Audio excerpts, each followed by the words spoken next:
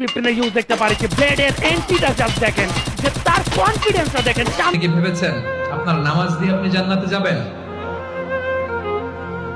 আপনি তাহাজ্জুদ গুজার, সেজদা দিতে দিতে কপালে দাগ ফেলেছেন, এটা আপনারা জান্নাতে নেবে না।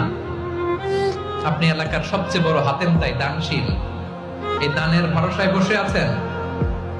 কুশ্চিন কালো না। আমাদের নামাজ, আমাদের রোজা, আমাদের ইবাদত, এগুলোকে মিজানের পাল্লায় উঠালে কোনো ওজনই হবে না। তবে আমাদের একটা কৌশল জানা আছে, আমরা আল্লাহর রহমতের ভিখারি। পিপনে ইউজ দেখতে পারি যে ব্লেডের এন্ট্রিটা জাস্ট দেখেন, যে তার কনফিডেন্সটা দেখেন। আপনি কি ভেবেছেন আপনার নামাজ দিয়ে আপনি জান্নাতে যাবেন?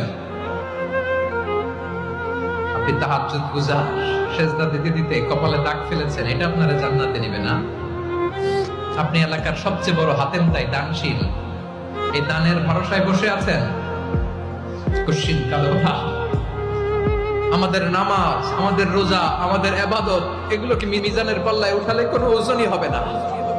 তবে আমাদের একটা কৌশল জানা আছে, আমরা আল্লাহর রহমতের ভিখারি।